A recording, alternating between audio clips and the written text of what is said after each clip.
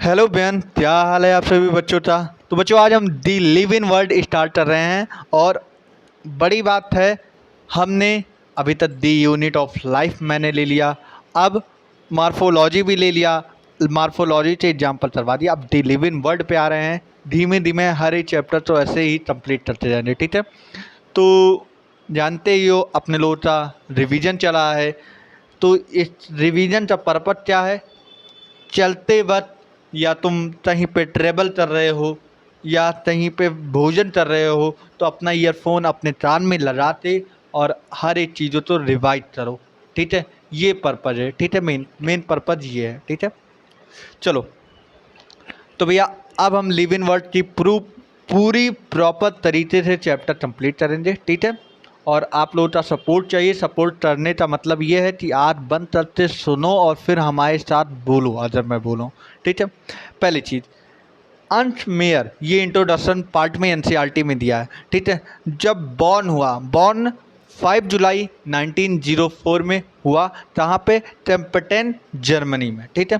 अब देखो, मेयर साहब का सबसे इम्पोर्टेंट बात, जिन्हें इन्हें ही बोला गया है मेयर साहब, तो मतलब अंश मेयर तो ही बोला गया है। Darwin of the 20th century, Darwin of the 20th century, Darwin of the 20th century, Mayr साहब तो बोला गया है। अब उसके बाद हम आते हैं इन्हें एक ट्रिपल ट्रिपल मतलब तीन, ट्रिपल मतलब तीन क्राउन ऑफ बायोलॉजी का अवार्ड दिया है।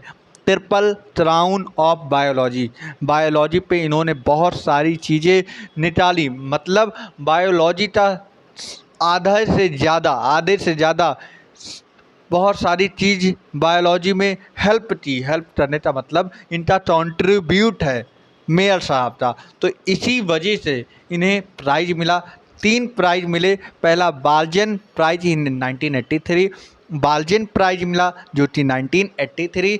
दूसरा इंटरनेशनल प्राइज फॉर बायोलॉजी मिला 1994। फिर तीसरा मिला ट्राफोर्ड प्राइज इन 1999। मैंने तीन प्राइज बोला, इन तीनों तो प्राइज तो मिलाते बोला जाता है ट्रिपल क्राउन ऑफ बायोलॉजी, ठीक है। अब देखो, दी लिव इन वर्ल्ड मतलब ये पूरे लिव इन की ही बात की जाएगी।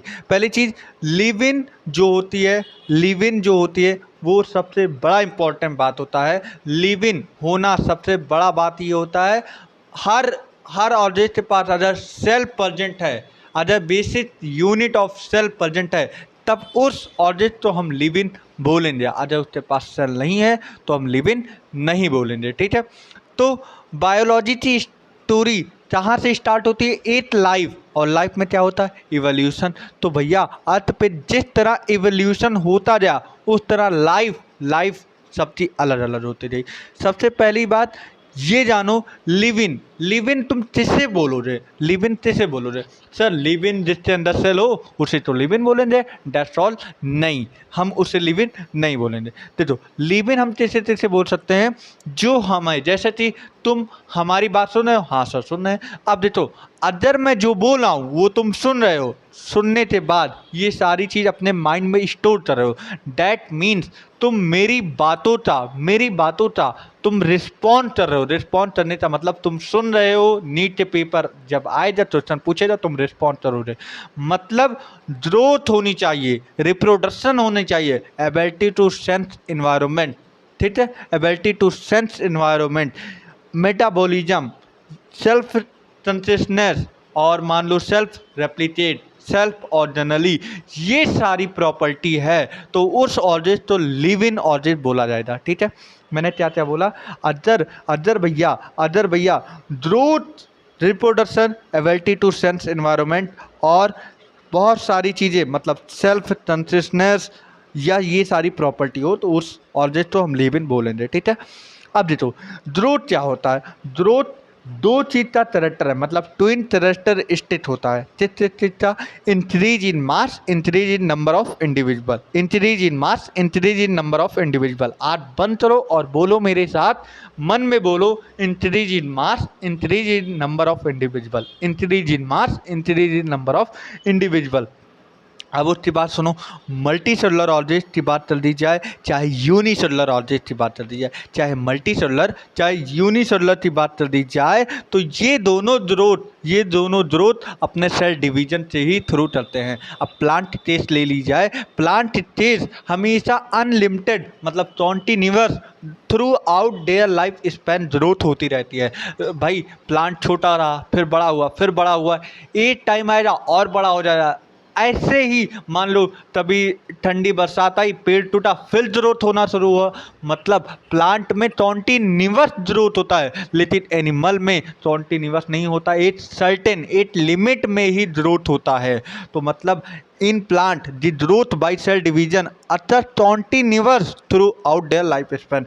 और वहीं एनिमल की बात कर दी जाए तो इस सर्टेन एज तक हम लोग का ग्रोथ देखा गया है। However cell division other in a certain tissue to replace. अच्छा, इसका मतलब ये तो नहीं है कि क्या नाम है एनिमल सेल में तभी ग्रोथ हो जाए ही नहीं। बाय द वे अगर कोई टिश्यू कोई सेल मान लो रिप्लेस हो, मान लो चोट लग गया उसे रिप्लेस करना है, तब सेल ग्रोथ हो रहा। मतलब सेल ग्रोथ करेगा लेकिन तब करेगा अगर कोई टिश्यू अगर कोई सेल रिप्लेस करना हो या लॉस्ट हो जाओ, तब वो अपना सेल ग्रोथ करना स्टार्ट करेगा। ठीक है भाई, हाँ सर ठीक है। अब उसके बाद majority of higher animal, important बात बोल रहा हूँ, मेजॉरिटी मतलब जितने भी हायर एनिमल होंगे, जितने भी majority of higher animal and plant, majority of higher animal and plant growth and reproduction are mutually exclusive event। Majority मतलब बहुत सारे हायर एनिमल और प्लांट में, मतलब लोअर एनिमल और प्लांट में जो ग्रोथ रिप्रोडक्शन हो रहा वो म्यूचुअली इंक्लूसिव हो रहा, लेकिन हायर एनिमल और प्लांट के केस में growth reproduction mutually exclusive event हो रहा। ठीक है सर। अब देखो ये मतलब नहीं हुआ ग्रोथ का कि मतलब increase in number of cell या increase in number of mass ही नहीं होता, बॉडी का मास भी इंक्रीज हो तो भी ग्रोथ होता है। ठीक है, तो भी हम कंसीडर करते ग्रोथ।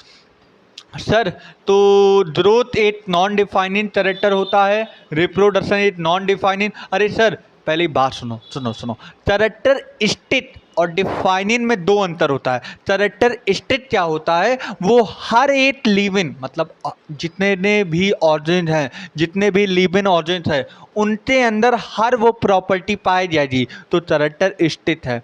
मतलब सुनो, कैरेक्टर स्टेट ये होता है living as well as non living property में अदर हर चीज़ पाई जाती है। जैसे ग्रोथ की बात कर दी जाए, ग्रोथ हम लोग में भी हो रहा है, छोटा बच्चा बड़ा हो रहा है, लेकिन अदर एक माउंटेन की बात कर दी जाए, पहले छोटे टीले होते हैं उसमें उसमें क्या नाम हवा चलते हैं, तो उसमें छोटे छोटे पार्टिकल एक्यूमुलेट होते एक बहुत बड़ा पहाड़ बना लेते हैं। तो नॉन लिविंग में भी तो ग्रोथ हुआ। जिस तरह तुम अपने घरों में पंखे तो देते हो, जो रूफ वाला पंखा होता है, तुम तभी सफाई करो तो उसमें छोटे छोटे पार्टिकल ऊपर बैठ जाते हैं, तो क्या उसका ग्रोथ नहीं हुआ है ग्रोथ। तो मतलब लिविंग में भी ग्रोथ होता है, नॉन लिविंग में भी ग्रोथ होता है। हाँ सर, लिविंग में भी। तो जो living as well as non living दोनों में हो उसे हम कैरेक्टरिस्टिक प्रॉपर्टी बोलते हैं। और डिफाइनिंग फीचर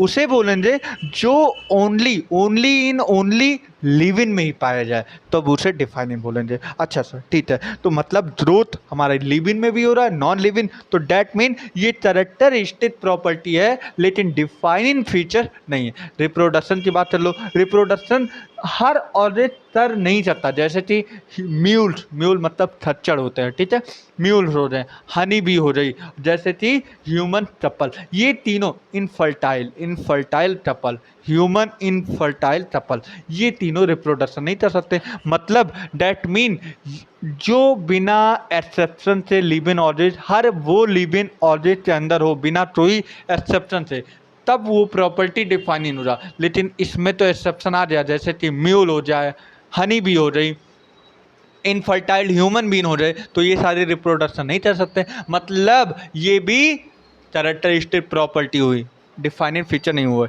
मतलब तुम्हें एक ट्रिक बता दिया जाए, नजर मतलब ना मतलब नॉन डिफाइनिंग, जा मतलब ग्रोथ, जा मतलब ग्रोथ और रा मतलब रिप्रोडक्शन। मतलब नज़र, नज़र मतलब नॉन डिफाइनिंग ग्रोथ रिप्रोडक्शन, नज़र, नज़र non defining growth reproduction, non defining growth reproduction, non defining growth reproduction, ये इतनी प्रॉपर्टी नॉन डिफाइनिंग होते हैं। ठीक है, ठीक है। अब रिप्रोडक्शन की बात कर दी जाए तो इस ये सब तो लगता है रिप्रोडक्शन सिर्फ सेक्सुअल की ही बात हो सकती है। नहीं, हम इस रिप्रोडक्शन में हम ए सेक्सुअल की बात करेंगे। मतलब लिव इन वर्ल्ड में जितने भी रिप्रोडक्शन दिए हैं वो ए सेक्सुअल से लिए दिए गए हैं। अब उसके बाद देखते हैं, देखो अगर वेजिटेटिव हुआ, वेजिटेटिव हुआ तो फेर्मेंटेशन, फेर्मेंटेशन में कौन आ सकता है? Protonema of masses, filamentous algae, fungi. अब ठीक है, ठीक है।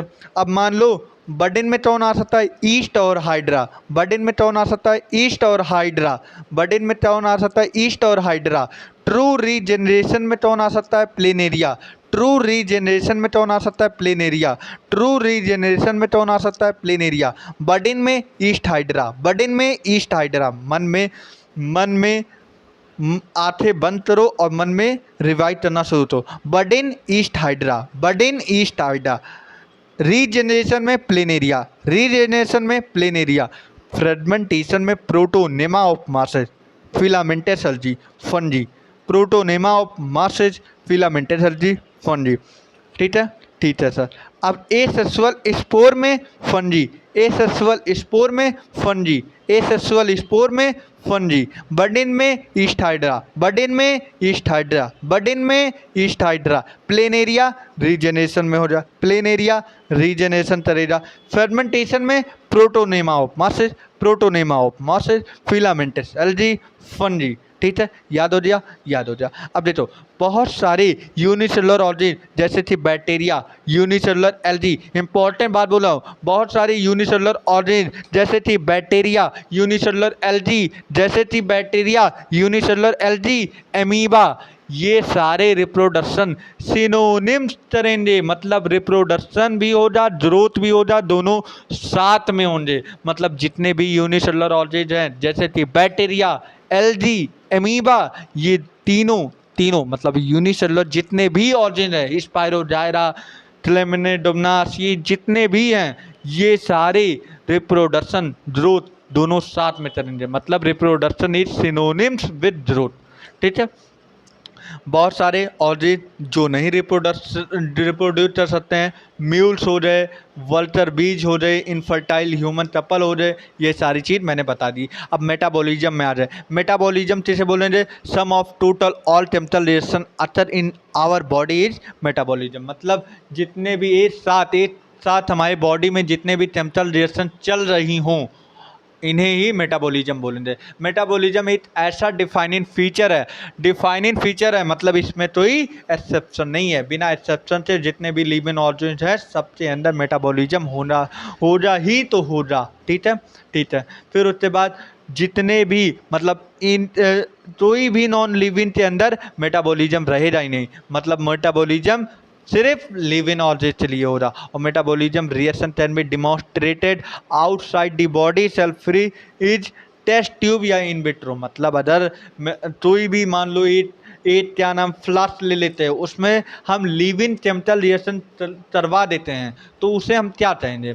इन विट्रो में। इन विट्रो मतलब क्या होता है? इन विट्रो मतलब हम सेल से बाहर अगर हम कोई टेस्ट ट्यूब लेते और वही मेटाबॉलिज्म मतलब जितने भी केमिकल रिएक्शन लिविन में होते हैं वही सारी चीज़ करवा रहे हैं तो उसे हम क्या बोलेंगे? देखो अदर केमिकली के रूप में देखा जाए, अदर केमिकल के रूप में देखा जाए तो वो सारी रिएक्शन लिविन है। लेकिन अगर देखा जाए मतलब एक कैरेक्टरिस्टिक के हिसाब से तो ना तुम लिविन बोल सकते हो ना ही तुम नॉन लिविन। मतलब ना ही लिविन बोल सकते हो ना ही नॉन लिविन बोल सकते हो। मतलब अगर केमिकली द्वारा देखा जाए तो वो लिविन रिएक्शन है, लेकिन अगर हम लोग के हिसाब से देखा जाए तो वो नॉन लिविन है, क्योंकि उसके अंदर किस चीज़ की प्रॉपर्टी नहीं, ग्रोथ करने की प्रॉपर्टी नहीं है, सेल्फ रेप्लिकेट की नहीं प्रॉपर्टी है, एबिलिटी टू सेंस इन्वायरमेंट की प्रॉपर्टी नहीं है। बस वो तो एक रिएक्शन कर रहा है ना, तो तुम इस रिएक्शन से ये नहीं बोल सकते हो कि वो जो इन विट्रो में जो रिएक्शन चल रही है वो लिव इन है। लिव इन का मतलब होना चाहिए कि जो चीज़ हम रिस्पॉन्स करें, जो प्रॉपर्टी रिस्पॉन्स करे, हर एक चीज़ तो सेंस करे, हर एक चीज़ तो ग्रोथ करे, रिप्रोडक्शन में हेल्प करे, ये सारी चीज़ प्रॉपर्टी होनी चाहिए, ठीक है। तो hence metabolism is the defining property of all living organism without exception. अब कंसिस्टेंट मतलब चेतना, चेतना मतलब जितने भी हम लोग, तो जैसे ठंडी आती है हम लोग तो बोलते हैं आज ठंडी आ रही है चलो स्वेटर पहन लेते हैं, गर्मी आ जाते हैं स्वेटर अंदर रख लेते हैं, यार गर्मी बहुत लग रही है पंखे चला दो, एसी चला दो, जैसा ये। तो ये कंसिस्टेंट होता है, मतलब हम लोग अपने इन्वायरमेंट से वो हैं, मतलब एकदम बोल सकते हो सेंस हैं। अगर टीचर डंडा लेके बैठा है तो ये मतलब समझ है कि यार टीचर गुस्से में है। अगर तुम्हें लग रहा है कि ये लड़की फ्लावर लेके बैठी है तो तुम लोग तो ये मालूम पड़ जाए कि यार लड़की बहुत अच्छी मूड में है। तो ये सारी चीज़ हैं। तो all orders from the prokaryotic to most complex eukaryotic, मतलब जितने भी प्रोकैरियोटिक हैं वो तो सिंपल हैं, लेकिन यूकैरियोटिक बहुत ज़्यादा कॉम्प्लिकेटेड हैं और कॉम्प्लेक्स हैं। तो भैया जितने भी प्रोकैरियोटिक हैं उनके अंदर सेंस वाली प्रॉपर्टी नहीं है, कंसिस्टेंस की प्रॉपर्टी नहीं है। और यूकैरियोटिक की बात कर दी जाए, अगर तुम अब के एज में मतलब 18 एज में अगर तुम डांट भी दो तो वो अंदर से भावुक हो जाता है, भैया ने मुझे डांट दिया, पापा ने मुझे डांट दिया, मम्मी ने मुझे डांट दिया, तो मतलब उसके अंदर कुछ ना कुछ अपने अपने बोल सकते हो, अपने अंदर कुछ ना कुछ एक जज्बात ही आ जाती है, मतलब वो कंसिस्टेंस चल रहा है, वो सेंस चल रहा है कि उसके साथ किस तरह बिहेव किया जा रहा है। तो डैट मीन्स वो कंसिस्टेंस उसके अंदर प्रॉपर्टी है। जैसे पेड़ों के अंदर लाइट आ रही है, लाइट आ रही है तो जितने भी पेड़ होते हैं वो सनलाइट की तरफ जाते हैं, क्यों? क्योंकि उन्हें मालूम पड़ गया कि भाई सनलाइट आ गया, अब मुझे सनलाइट की तरफ जाना चाहिए। वो कंसिस्टेंस है और already there for aware of their surrounding, मतलब जितने भी लिविंग ऑर्गेनिज हैं वो अपने सराउंडिंग या अपने इन्वायरमेंट के लिए बहुत ज़्यादा ही अवेयर होते हैं, ठीक है। Human being is the only organism, भाई ह्यूमन बीइंग तो सेल्फ कंसिस्टेंट है, मतलब ह्यूमन बीइंग तो इतना कॉम्प्लेक्स होते हैं, इन्हें सेल्फ कंसिस्टेंट बोला गया। मतलब भैया अगर अदर अदर तो ज़्यादा ही फ्रेंड हैं ह्यूमन बीइंग मतलब नहीं समझ पाए सर। अरे यार मान लो ठंडी आई, तुम्हें मालूम पड़ा नीट के 15 दिन है, इतना पढ़ने लगे पूछो नहीं, क्यों? क्योंकि उन्हें मालूम है 15 दिन बाद नीट का पेपर है, तो वो इन्वायरमेंट तो सेंस कर रहे हैं, भाई 15 दिन नहीं पढ़ूंगा तो गया काम से, नीट गया। तो उसी तरह तो अब कई बच्चे होंगे जो इस साल स्टार्टिंग, अब जैसे ही पेपर हो चुका, रिजल्ट आ चुका, अब इन लोग तो मालूम पड़ जाती है अगर मुझसे इस साल नहीं हुआ तो अगले साल बेस्ट देंगे, अपना जितना परफॉर्मेंस और ज़्यादा बेस्ट देने का प्रयास करेंगे, तो वो अभी तैयार करना शुरू कर रहे होंगे। मतलब वो इन्वायरमेंट तो सेंस कर पा रहे हैं कि भैया अगले साल नीट है, अब से ही तैयारी करना शुरू करें। तो ये वो इंसान कंसिस्टेंस होता है, इसीलिए ह्यूमन बीइंग तो सेल्फ कंसिस्टेंट बोला गया है, ठीक है। अब डाइवर्सिटी इन लिविंग ऑर्गेनिज की बात कर दी जाए, करीब करीब 1.7 से लेके 1.8 मिलियन स्पीसीज पाए जाते हैं टोटल, ठीक है। अब उसके बाद तो साइंटिफिक नेम है ICBN, international code for botanical nomenclature for plant. ICBN international code for botanical nomenclature for plant, ठीक है। ICZN international code of zoological nomenclature for animal, ठीक है। अब जो तो बायोनोमियल नॉमेनक्लेचर किसने दिया है? कैरलस लीनियस, ठीक है। यूनिवर्सल रूल इन्होंने 4 बनाए हैं, बोले कि भैया तुम ऐसे वैसे नाम नहीं लिख सकते हो, जैसे अदर अदर जनरली लिखोगे बायोलॉजिकल नेम तो लैटिन शब्द में लिखोगे, अदर अपने हाथों से लिखोगे तो इटैलिक शब्द में लिखना है। अदर तुम जनरली लिखते हो कहीं पे बायोलॉजिकल नेम तो लैटिन शब्द में लिखोगे, अगर तुम अपने हाथों से लिखोगे तो इटैलिक शब्द में लिखोगे। इससे क्या मालूम पड़ता है? इससे मतलब ये मालूम पड़ता है they are latinise drive from Latin. Italic का लिखने का मतलब ये है कि तुम लिखते लिखते ये सब तो मालूम पड़े कि ये इटैलिक शब्द भले लिखा है लेकिन इसका ओरिजिन लैटिन से हुआ है, मतलब वो कहीं ना कहीं अपने ओरिजिन को प्रदर्शित करना चाहते हैं कि सबसे पहले लैटिन का ही शुरुआत हुआ है, ठीक है। Latin the first word in biological represent the genus. पहला वर्ड जैसे मैग्नीफेरा इंडिका, मैग्नीफेरा ये क्या है, जीनस, और इंडिका जो है स्पीसीज है।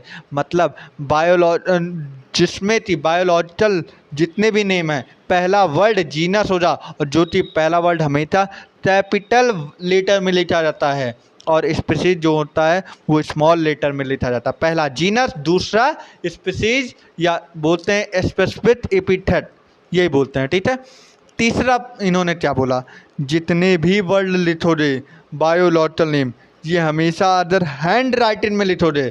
जैसे मैग्नीफेरा इंडिका, मैग्नीफेरा तो अंडरलाइन करोगे, सेपरेट करोगे, इंडिका तो भी अंडरलाइन करोगे। मतलब मैग्नीफेरा तो अलग अंडरलाइन करोगे, इंडिका तो अलग अंडरलाइन करोगे, ठीक है। फिर उसके बाद अदर प्रिंटेड है तो इटैलिक में, अदर इटैलिक में हो रहा, अदर प्रिंटेड करवा रहे हो तो ये इटैलिक लैंग्वेज में हो रहा, और इससे क्या मालूम पड़ेगा, लैटिन का ओरिजिन, ठीक है। अब जितने भी लिविंग ऑर्डिज हैं वो बहुत बहुत सारे टेस्टा में कन्वर्ट हुआ। टेस्टा क्या होता है, ये अलग अलग लेबल होता है, अलग अलग कैटेगरी होती है, उसे तो टेस्टा बोलते हैं, और इसी प्रोसेस को बोलते हैं। अगर टेस्टा और क्लासिफिकेशन तो मिला दिया जाए, टेस्टा प्लस क्लासिफिकेशन तो टेक्सोनॉमी बोलते हैं।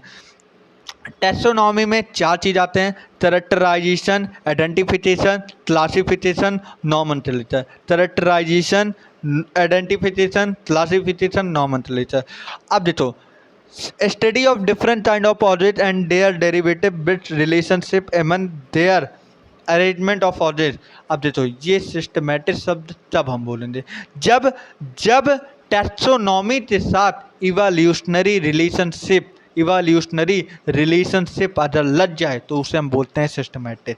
सिस्टमैटिक तब बोलेंगे जब टैक्सोनॉमी प्लस इवोल्यूशनरी रिलेशनशिप लग जाए तो हम सिस्टमैटिक बोलेंगे। सिस्टमैटिक कहाँ से लिया गया, एक लैटिन भाषा से लिया गया जिसका नाम होता है सिस्टमा, जिसका नाम होता है सिस्टमे, सिस्टम, नेचुरी। मतलब ये सिस्टमा नेचुरी से लिया गया, मतलब एक लैटिन भाषा होता है जिसका नाम होता है सिस्टमा। सिस्टमा का मतलब होता है systematic arrangement of object. Systema का मतलब क्या होता है, सिस्टमैटिक अरेंजमेंट ऑफ ऑब्जेक्ट। और इसी के नाम पे कैरलस लीनियस साहब ने इन्होंने एक किताब लिखी थी जिसका नाम होता है सिस्टमा नेचुरी, सिस्टमा नेचुरी। अब टैक्सोनॉमी कैटेगरी आ जाए तो भैया क्लासिफिकेशन कभी भी एक सिंगल स्टेप में नहीं होता है, इसमें बहुत सारे हियरार्ची स्टेप इन्वॉल्व होते हैं, उसमें बहुत सारी रैंक होती हैं, कैटेगरी होती हैं, और उन कैटेगरी के अंदर सब कैटेगरी होते हैं, और ये सारी चीज़ तो मिला दिया जाए तो टैक्सोनॉमी हियरार्ची बोलते हैं, ठीक है। हर चीज़ each category referred to as a unit of classification and commonly known as taxon.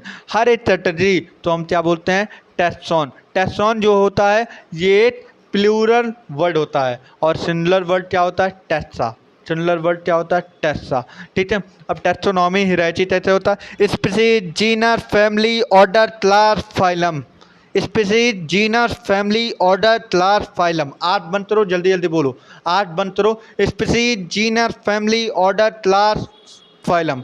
Species, genus, family, order, class, phylum. Species, genus, family, order, class, phylum. Species, genus, family, order, class, phylum. बोलो फिर से, species, genus, family, order, class, phylum. Species, genus, family, order, class, phylum. Species, genus, family, order, class, phylum. 5 बार बोलो, 5 बार बोलो मेरे साथ, species, genus, family, order, class, phylum. ठीक है, ठीक है सर, ठीक है सर। अब देखो, उसके बाद हम आते हैं ये फाइलम एनिमल के लिए बोलते हैं, अगर वहीं प्लांट की बात करेंगे तो वहाँ पे डिवीजन आ जाएगा, ठीक है। प्लांट किंगडम की बात कर दी जाए, डिवीजन की बात कर दी जाए। चलो अब ठीक है, अब उसके बाद हम चलते हैं, अब उसके बाद एक एनसीईआरटी में पूरा वो दे दिया गया है, क्या बोलते हैं, एक चार्ट दिया है जिसमें बायोलॉजिकल, जीनस, फैमिली, ऑर्डर सारी चीज़ है। मैन का बायोलॉजिकल नेम होमो सैपियन। जीनस क्या है, पहला वर्ड। मैन का बायोलॉजिकल नेम होमोसैपियन। होमो जो है अभी हमने पीछे पढ़ाया, पहला वर्ड जीनस मतलब होमो जीनस, और सैपियन जो है ये क्या है, ये क्या है, स्पीसीज है। सैपियन स्पीसीज है, होमो जीनस है। तो मतलब मैन की बात कर रहे हैं तो biological name homo sapien, genus homo, family hominidae, family में इडिया आ गया, आइडिया, hominidae, hominidae, hominidae, family hominidae, family hominidae, family hominidae. Order primata, order primata, order primata, order primata, order primata, class mammalian, class mammalian और phylum chordata. आज बनते रहो एक बार बढ़िया से। Man biological name homo sapien, genus homo, family hominidae, order primata, class mammalian, phylum chordata. एक बार आज बनते रहो और मेरे साथ बोलो। कितना बताना है, मैन का बायोलॉजिकल नेम होमोसैपियन, जीनस क्या हो जाए होमो, फैमिली क्या हो जाए होमोनिडी, ऑर्डर क्या हो जाए प्राइमेटा, क्लास क्या हो जाए मैमेलियन, फाइलम क्या हो जाए चौडेटा। ठीक ठीक। अब हाउस फ्लाई, हाउस फ्लाई का बायोलॉजिकल नेम क्या होता है, म्यूटा डोमेस्टिका। बहुत लोग बोलते हैं मस्ता डोमेस्टिका। जीनस क्या हो जाए मस्ता, फैमिली क्या हो जाए आइडिया लगा दो मस्टिडी, मस्टिडी, ऑर्डर क्या हो जाए डाइप्टेरा, ऑर्डर क्या हो जाए डाइप्टेरा, क्लास क्या हो जाए इंसेक्टा, फाइलम क्या हो जाए ऑर्थोपोडा। तो भैया फिर से बोलो, house fly म्यूटा domestica, म्यूटा, म्यूस्टेडी, डाइप्टेरा, insect, insecta, arthropoda. एक बार फिर से बोलो, जो बायोलॉजिकल नेम होगा म्यूटा domestica, genus म्यूटा, family म्यूस्टेडी, order डाइप्टेरा, class insecta, phylum arthropoda. ठीक, याद हो जा, याद हो जा।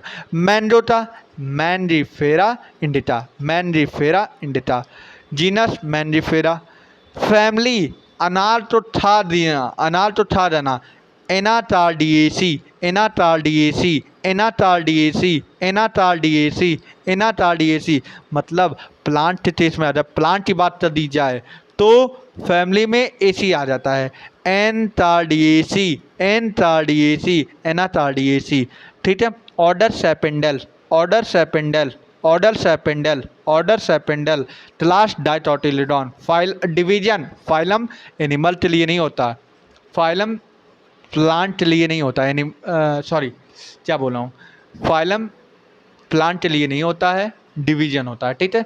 तो डिवीजन क्या हो जाए एंजियोस्पर्मी। व्हीट में, व्हीट का क्या नाम हो जाए biological, tritium aestivum, tritium aestivum. Genus क्या होता है ट्रेटिटम, ट्रेटिटम, ट्रेटिटम। ठीक है। फैमिली क्या होता है poaceae, family poaceae, family poaceae. Order poales, order poales, order poales, order poales, order poales, order poales, order poales. Class monocotyledon, class monocotyledon और डिवीजन एंजियोस्पर्मी। अब दो चीज़ याद रखो मेरे हिसाब से, मैंड्रोटा, मैंड्रोटा फैमिली एंटार्डिएसी, ऑर्डर सैपेंडल्स, हुइटा फैमिली पोएसी, पोएसी और पोल्स में दिक्कत हो जाए तो मैं बताऊं क्या करना, फैमिली में हर जगह एसी लगता है, तो अगर तुमसे व्हीट का कोई फैमिली पूछता है तो पोएसी बताना, और ऑर्डर पूछना, ऑर्डर पूछता है तो पोल्स बताना। ठीक है। Order poales, family poaceae, order poales, family poaceae. Anacardiaceae stuff family होता है, चिट्टा मैग्नीफेरा, डाइप्टेरा ऑर्डर होता है, चिट्टा हाउस फ्लाई का। ठीक है। अब उसके बाद लास्ट में आता है टेस्टोनोमिटल ऐड। इसमें क्या होता है हर्बेरियम, हर्बेरियम में जो होता है डेड प्लांट होते हैं, ये मेनली तीन काम करते हैं, स्पेसिमेन तो ड्राई करते हैं मतलब सुखाते हैं, उसे प्रेस किया जाता है, फिर प्रिजर्व कर दिया जाता है सीट में। प्रिजर्व, प्रिजर्व जब भी बात कर दी जाए तो डेड की बात कर दी जाए, और कंजर्व जब बात की जाए तो हमेशा लिविंग की बात की जाए। ठीक है। अब ये क्या करते हैं, इसमें इंफॉर्मेशन कैरी करते हैं, कौन कौन सी information, date, place of collection, English name, local name, botanical name, family collector name. ये पूछा जाए PY2, एक बार फिर से सुनो, क्या क्या इंफॉर्मेशन कलेक्ट करते हैं, date, place of collection, English, local, botanical name, family, collector name. Height of plant नहीं इंक्लूड करते हैं। फिर से बोलो, date, place of collection, date, place of collection, English name, local name, botanical name, family name, collector name. फिर से बोलो, date, place, English name, local name, botanical name, family name, collector name. ठीक है। अब बोटेनिकल गार्डन पढ़ते हैं। ये garden, हमेशा गार्डन तो बाहर होता है, और गार्डन में क्या होता है, हर चीज़ लिव इन होता है। भाई गार्डन में ही तो प्लांट लगाते हो, तो प्लांट हमेशा लिव इन होता है। तो पहले रॉयल बोटेनिकल गार्डन हमेशा पाया गया है, हमेशा पूछा भी गया है, RBG। RBG का फुल फॉर्म बताओ। रॉयल बोटेनिकल गार्डन जो कि इंग्लैंड में है, और इंडियन बोटेनिकल गार्डन जो कि हावड़ा में है, हावड़ा में है, हावड़ा में है, हावड़ा में है। ठीक है। और national botanical research institute India में है। और अगर पूछ लिया जाए, हम रिलेटेड कर दिया जाए, तो वहाँ पे CDRI का पूरा नाम contraceptive research drugs and institute, जो कि लखनऊ में होता। ये सहेली वहाँ पे बना था ना। हाँ, ठीक है। अब म्यूजियम में क्या होता है, डेड प्लांट और dead animal. Dead plant, dead animal तो रखते हैं म्यूजियम में। स्पेसिमेन तो क्या करते हैं, अदर कोई छोटे छोटे एनिमल है तो उसे जार में रखेंगे, जार में प्रिजर्व करेंगे, तो सॉल्यूशन मिला देंगे। जैसे कि अब जैसे किसका होता है, फॉर्मेलिन डालते सारी चीज़ डाल देते, जिससे कि कोई भी एनिमल था, जो भी सेल वॉल, सेल बॉडी जो भी हो, डिकम्पोज ना होने पाए। ठीक है। इंसेक्ट तो क्या करते हैं, पहले 3 काम करते हैं, कलेक्ट करते हैं। तो इंसेक्ट है, जैसे मच्छर है, पहले मच्छर को पकड़ते हैं, कलेक्ट करते हैं, फिर उसे मारते हैं, मारने के बाद उसे पिन करते लगा देते हैं। इंसेक्ट में 3 टाप, कलेक्टिन, थिलिन, पिनिन, कलेक्टिन, थिलिन, पिनिन, कलेक्टिन, थिलिन, पिनिन। ठीक है। लार्ज एनिमल तो कहाँ रखेंगे, बर्ड और मैमल, तो जैसे कि बर्ड्स हो जाए, मैमल्स हो जाए, ये स्टुपिड प्रिजर्व कर दी जाते हैं। प्रिजर्व मतलब रख दी जाती हैं, तंत्र तंत्र, ये सारी चीज़। ठीक है।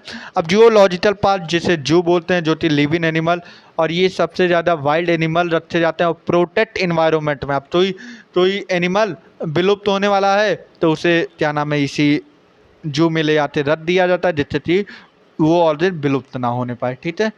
और ह्यूमन केयर थे प्रेजेंट में, मतलब उस ऑर्गेन का देखभाल सारी चीज़ देखी जाए। अब तो किताबें होती हैं, फ्लोरा, मैनुअल, मोनोग्राफ, कैटलॉग। देखो, फ्लोरा जो होता है, ये कंटेन करता है एक्चुअल अकाउंट ऑफ